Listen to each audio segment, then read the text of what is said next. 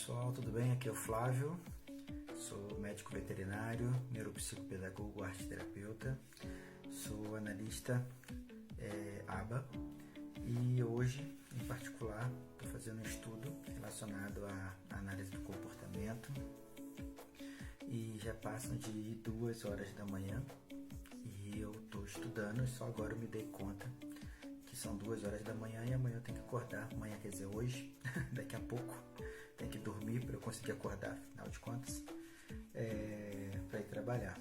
Mas antes eu gostaria de gravar esse vídeo para poder deixar registrado algumas observações que eu fiz, que eu li, enfim, as conclusões que eu cheguei também.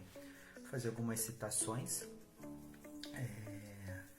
rápidas, mas a maioria aqui, 2 citações em particular, mas o restante foi o texto elaborado a partir disso que eu li, né?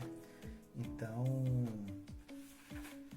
a primeira observação, né, que eu queria fazer para vocês, principalmente relacionado, esse texto é um texto relacionado a pessoas, crianças, né, e pessoas no processo de análise do comportamento, pessoas que estão dentro e crianças que estão dentro do espectro autista. Então, uma das questões, né, que eu consegui aqui analisar e ver é que dentro dos reforçadores, tá, as crianças do espectro autista, elas necessitam, na realidade, no primeiro momento, para que a intervenção ela funcione de uma maneira adequada, né, uma vez que faça-se a análise, pois isso faz a intervenção, né, dentro da terapia ABA. E os reforçadores, a princípio, são relacionados, né, aos reforçadores arbitrários e a necessidade, né, dessas regras e instruções. Tem uma máxima dentro da ABA, que ABA sem análise, né, sem registro não é ABA. E a grande questão é que eu estou percebendo, né, que além da análise do comportamento, tem a questão da análise experimental aplicada, que eu estou começando a entender e pegar um pouquinho dessa linha também, uma vez até também que eu sou professor docente, né, e isso está me chamando bastante atenção, e agora que eu resgatei os estudos aí relacionados ao comportamento, isso está vindo com bastante intensidade. Então, além dos reforçadores, né, arbitrários, né, funcionais aí dentro da análise do comportamento da intervenção ABA, a questão das regras e instruções, né, também são importantes para que as crianças elas consigam chegar até os reforçadores, junto com os reforçadores naturais, intensificar e realizar as mudanças comportamentais devidas, né? E aí, eu coloquei aqui como uma observação que o comportamento da criança, né, da pessoa autista, ela é contingencial, né, por natureza, ou seja, essa relação interativa entre o indivíduo e o ambiente, mas sem as regras claras, né, e que façam sentido.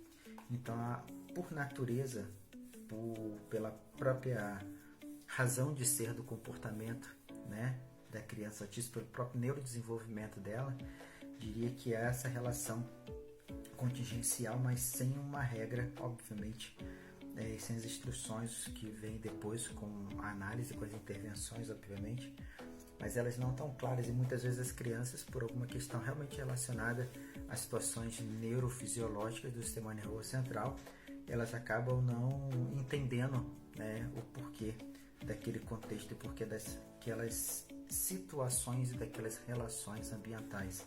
E aí precisa que haja essa análise, essas intervenções para que a coisa aconteça. Então esse texto acaba sendo também uma questão instrutiva, né, para os pais. E aí, por que eu fiz essa deixa? Porque para os pais eu cheguei, né, nessa resposta. Essa resposta não, nesse texto aqui que eu fiz, que eu elaborei, né, que é o seguinte: a resposta emocional, né, dos pais das crianças neurodiversas, né, os neurodivergentes, os atípicos, ela é consequência da não resposta comportamental sincrônica, né, ao esperado culturalmente dessas crianças dentro da sociedade, dentro dos padrões de normalidades esperados, né, sociais. Dessa forma se instala-se a frustração, a ansiedade e o medo, isso nos pais.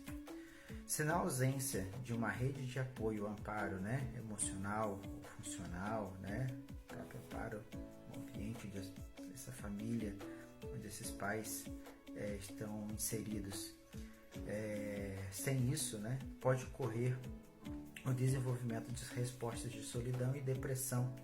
Depressão não necessariamente a patologia, mas do estado emocional, junto com o julgamento pessoal do erro, entre aspas, seja consciente ou inconsciente, e por vezes de uma autoflagelação.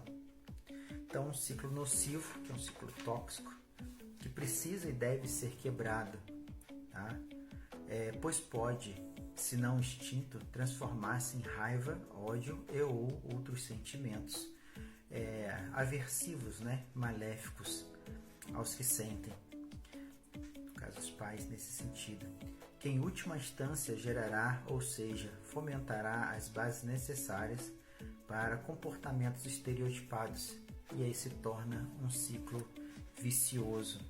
O não entendimento e essa não aceitação e essa falta de rede de apoio pode gerar uma bola de neve gigantesca. E por que eu falei da base, né, da análise do comportamento voltado para a criança?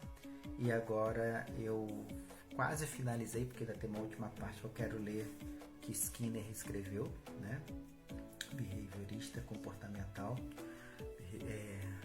comportamento, behaviorismo radical, né? Enfim. Porque a questão cultural e o tratamento e o acompanhamento e o entendimento das questões relacionadas a essas mudanças comportamentais como um todo precisa ser da família, precisa ser da sociedade como um todo e do contexto onde a criança ou as crianças e as pessoas estão inseridas. E para finalizar, uma citação aqui de Skinner, tá?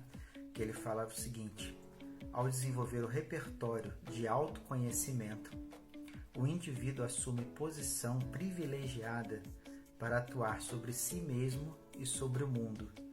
E aqui, tanto a pessoa autista quanto os pais, familiares e responsáveis. Então, um resumo de tanto que eu estudei né, na noite de hoje, e que eu gostaria de compartilhar com vocês. Fiquem com Deus e até a próxima. Valeu!